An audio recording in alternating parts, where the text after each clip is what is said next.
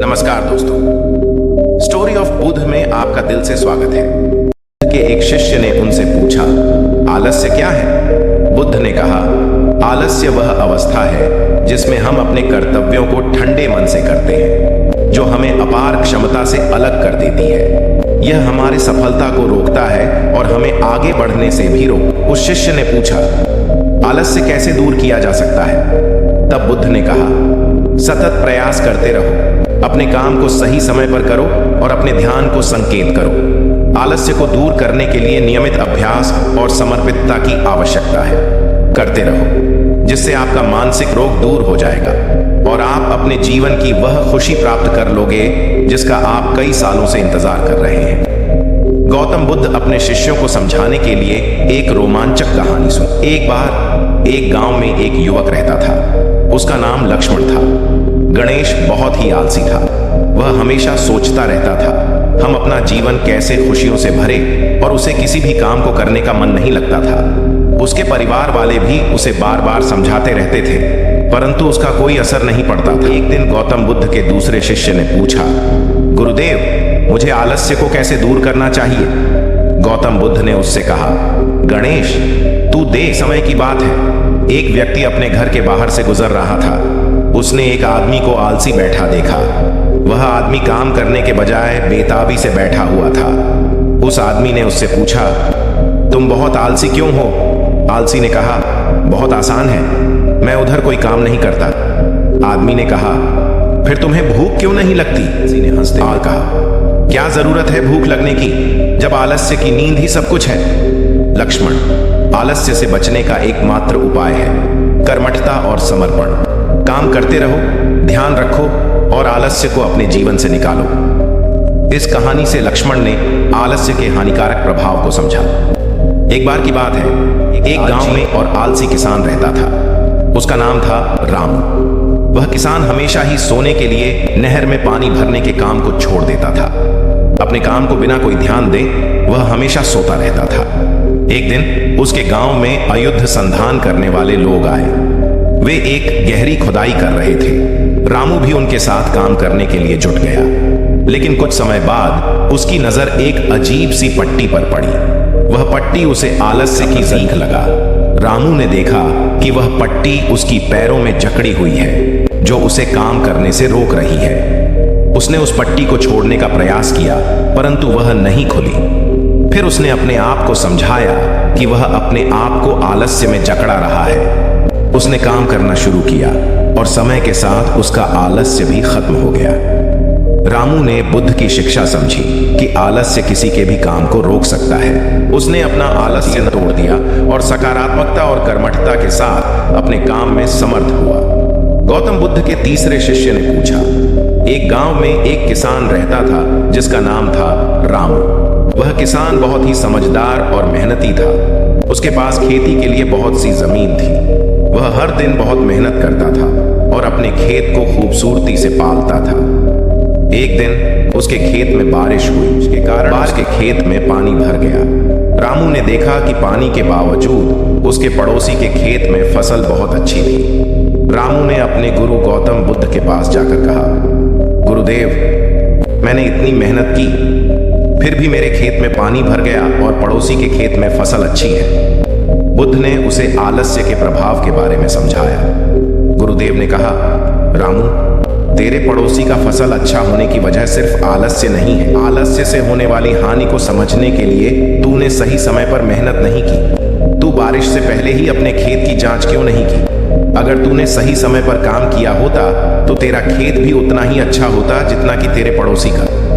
इस कहानी से शिष्य ने समझा कि आलस्य से होने वाली हानि को समझने के लिए समय पर मेहनत करना बहुत महत्वपूर्ण है। धैर्य रखना चाहिए। चलिए बताते हैं।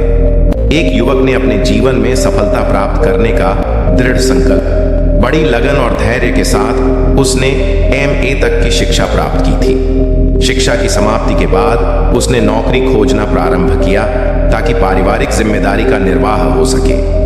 इतनी अच्छी शिक्षा प्राप्त करने के बाद भी यह उसका दुर्भाग्य, उसे कहीं काम नहीं मिला। नौकरी की तलाश में जगह जगह भटका, खूब प्रयास किए, किंतु हर स्थान से उसे निराशा ही प्राप्त होती थी। अच्छी बात यह थी कि युवक ने मात्र किताबी शिक्षा ग्रहण नहीं की थी, अपितु जीवन में धैर्य कैसे रखा जा सकता है इसके सूत्र भी उसने बनकर वह हर परिस्थिति का सामना करने लगा और उसकी खोज लगातार जारी रही। इस कार्य में उसका आत्मविश्वास उसे बल देता था। फिर तो जहां चाह की इतनी उत्कृष्टता राह को 7 समंदर पार करके भी आना पड़ता है। एक दिन वह काम की तलाश करता हुआ एक बंगले पर पहुंचा जो बहुत बड़े व्यापारी का था। युवक ने सोचा इस व्यापारी के पास कई काम हो सकते हैं। जिस समय वह उनके घर पहुंचा उस समय वे अपनी गाड़ी में बैठकर जाने की तैयारी में थे। युवक ने व्यापारी को नमस्कार करके प्रार्थना के स्वर में बोला, साहब मैं काम की तलाश में आप तक पहुंचा हूं। यदि मेरे लायक आपके पास कोई काम हो तो मुझे अवश्य दिया जाए। मैं MA पास हूं। सेठ ने एक गहरी दृष्टि युवक पर डाली और उसकी उत्कंठा व मजबूरी का एहसास में बोले, एक काम करो, ये जो सामने पत्थरों का ढेर पड़ा है इन्हें उठाकर इसी बगीचे के दूसरे कोने में रख दो। जब तुम्हारा कार्य पूर्ण हो जाए तब मुझसे ऑफिस में आकर मिलना। एक पल की देरी किए बिना वह युवक श्रम पूर्वक कार्य में जुट गया। एक करके उसने वे सारे पत्थर उठाने प्रारंभ कर दिए। बड़ी लगन और कड़ी मेहनत के साथ उसने व्यापारी थान पर वे सारे पत्थर रख दिए। लगभग 4 घंटे में उसका यह कार्य पूर्ण हो गया।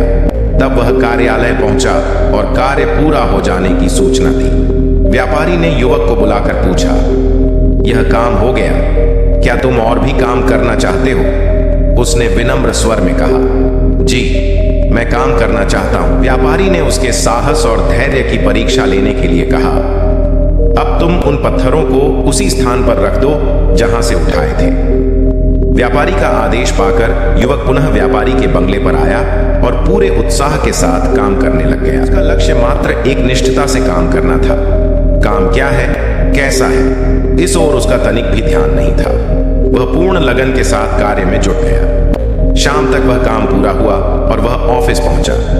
व्यापारी ने मुस्कुराते हुए कहा, यदि और काम करना चाहते हो तो कल आ जाना। इतना कहकर व्यापारी ने उसे 100 रुपए दिए। दूसरे दिन भी ठीक वही कहानी दोहराई गई। आज भी युवक को उन्होंने वही काम बताया और उसने उसी धीरज से काम पूरा किया।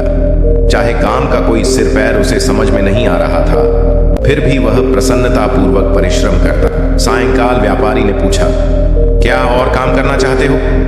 उसने कहा, जी मैं निरंतर काम करना चाहता हूं। श्रम करना मेरे जीवन का लक्ष्य है, अतः मैं हर परिस्थिति में काम करने को तैयार। उसके यहाँ कहने पर व्यापारी ने कहा, क्या यही काम करोगे? उसने कहा, जो आप बताओगे वही करूंगा। यदि आप ये दोबारा बताओगे तो मुझे उसे भी पूरे उत्साह के साथ करने में कोई आपत्ति नहीं है। इतना सुनते ही व्यापारी ने कुर्सी से उठकर युवक की पीठ थपथपाते हुए कहा, शाबाश बेटे, मैं तुम्हारे धैर्य की परीक्षा ले रहा था। कल से तुम मेरे ऑफिस के मैनेजर नियुक्त किए जाते हो। यह सुनकर उसके चेहरे पर मुस्कुराहट, उसका रोम रोम हर्षित हो गया और वह अनिमेष दृष्टि से व्यापारी की आंखों में झांकता हुआ उनके चरणों में झुक गया। युवक बड़ी प्रसन्नता के साथ घर पहुंचकर पत्नी से सारी बात बताकर अंत में बोला, धैर्य का फल हमेशा मीठा होता है। आप स्वयं में संदेश की काबिलियत का विकास व्यक्तित्व में भर सके। गांधी जी सप्ताह में एक बार पूरे दिन का मौन रखा करते थे। एक बार एक किसान की कीमती घड़ी एक बहुत विशाल ढेर में कहीं खो गई। उस घड़ी का उसके लिए भावनात्मक मूल्य था। उसने खूब खोजा, यहां तक कि मैदान में खेल रहे बच्चों को इनाम शर्त पर ढूंढवाकर भी उसे खोज नहीं पाया। उल्टे भूसा बोर फैल गया। अंत जब थक हार कर किसान बैठने ही वाला था कि एक छोटा और सा बालक उपस्थित हुआ, मदद की पेशकश की। किसान ने एक पल उसकी छोटी उम्र के मध्य आश्चर्य के भाव से देखा तथा फिर हां कर दी। थोड़ी देर बाद देखा कि बच्चा घड़ी। इस कहानी से हमें यह सीख मिलती है कि कितनी हमारे विचार महत्वपूर्ण हैं। केवल हमारे विचार हमारे भविष्य की दिशा तय करें। हमें चाहिए सकारात्मक विचारों को पूरी ताकत से अपने अंदर अपनाएं मन, ताकि हम सही दिशा में आगे बढ़ सके। अगर कहानी सच में आपको अच्छी लगी है तो प्लीज मेरे को लाइक और चैनल को सब्सक्राइब जरूर कर दे। ऐसे ही कहानी सुनने के लिए बोधि इंस्पायर्ड से संपर्क करें। धन्यवाद।